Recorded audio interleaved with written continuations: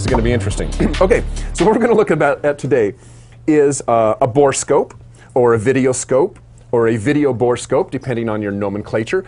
This one happens to come from Olympus. It is the iPLEX UltraLite. And I'm trying to get all organized here. I got the snake I got to deal with.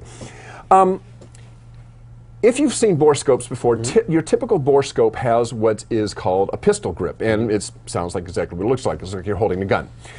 Olympus has gone with a slightly different shape here. Olympus calls this the brandy snifter. I like that. Grip, because if you'll see here, I'm holding it just like you might hold a brandy snifter.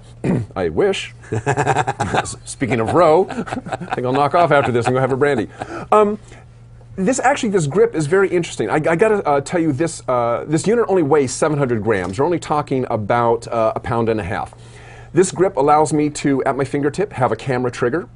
At my thumb, I've got the articulator. You can probably see it here. As I move my thumb, oops, there we go, move my thumb, it's articulating the tip. Also at my thumb, I've got brightness control, zoom control, and actually there's another joystick down here that allows me to control some software functions if I'm going to use them.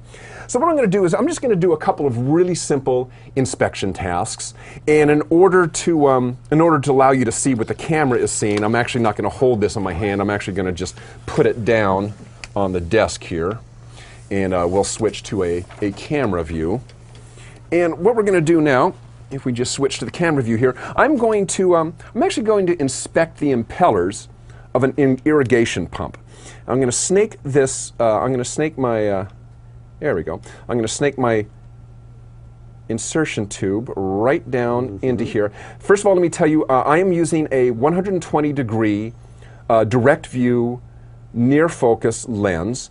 There are several other lenses available that go with the iPLEX UltraLite, including a 40-degree, 80-degree, and as I said, 120-degree direct view. There is also a 80-degree and 120-degree right angle lens, and both of these are available in both near view and far view. By the way, near view in this case allows me to focus from 4 millimeters, that's practically touching the object, to 190 millimeters, and that is a really large depth of focus. Okay, so I'm inside, I'm looking at my impeller blades here. You should be able to see that, perfect, okay. I can go around, I can look at the leading edges of my impeller blades in my irrigation pump. I can see they actually look, oops, let's get over to here. There we go. Where'd it go? Here we go. We can see the leading edge looks clean, no chips taken out of it. That's a common problem with irrigation pumps. You're sucking in gravel, and your impellers can get pretty munged up after a while. These look really good. So now very easily I've actually been able to go into and look at very nicely lit, very crisp view of my impeller blades. Now imagine this could actually be going inside a jet engine or inside a helicopter engine to do non-contact, non-destructive, non-take-apart inspection. Exactly. Now I'm going to do another inspection function here, and this time I'm going to document what I'm doing. I'm going to look at what I've got here now. This is just your plain old spigot, yard spigot. I'm going to look at the valve, both the valve and the valve seat. So again, using my 120-degree view lens, I'm going to snake that down, and now you can see I'm right, there we go. We're actually looking now, you can see I'm actually looking at the valve itself. We can see the rubber, looks nice, there's no cracks, it's not worn, it's not indented. Actually, while I'm in here, I can look at the housing of the valve, and I can see there's no cracks in the brass and everything. Looks pretty clean. I want to take a picture of this for documentation purposes. So I come over, and I press my trigger, which is at an awkward position now since I'm not really holding the device in my hand. But there we go. I press the button and I take a picture of the unit. Now I can pull this back out. Now what I want to do is look at the valve seat, but what I'm going to do is replace the lens. So if we come over here to our gauge cam here, there we go, I can show you what I'm doing. I'm going to remove my direct view lens, and I'm going to replace it with a right angle lens. So a couple things about these lenses. As I mentioned, there's several different lenses, I think 7 or 8 different lenses. The lens itself has got an integral LED. Every lens has got its own LED built in, so you're not piping light down the insertion tube.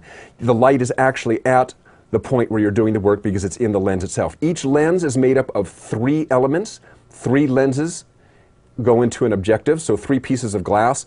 Olympus is known for its the quality of its optics, and that is one of the things that you're seeing here. These are very nice lenses, give you a very crisp view.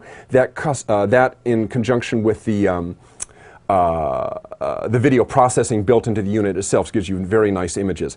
Now, one last thing I want to point out, this is a safety issue. These objectives go on over 2 sets of threads. And the purpose for the threads, 2 sets of threads, is that if you only had 1 set of threads and your objective was to come loose, you might lose your objective inside your $1 million helicopter engine, which means you'd have to take that sucker apart, right? You wouldn't want to do that. So by having 2 sets of threads, when you put the objective on, it goes over 1 set of threads. That kind of loosely attaches it, but it's secure. The second set of threads actually put it into place, engage the LED, and so forth.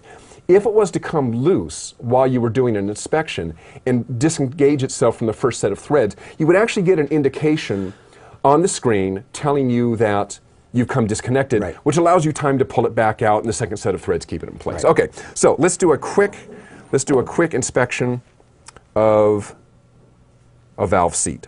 So I'm going to put this back in here. I got my right angle, 120-degree lens. I snake this in there.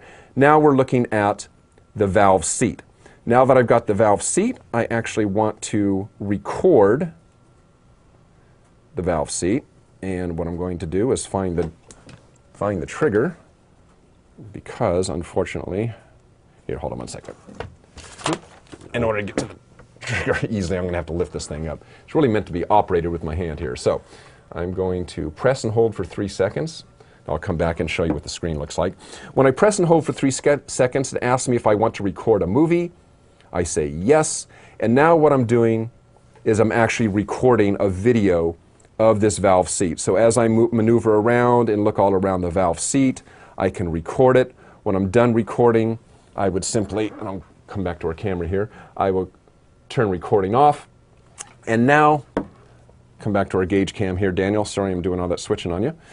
Now if I hit the view button, now we're actually playing the movie that I just recorded.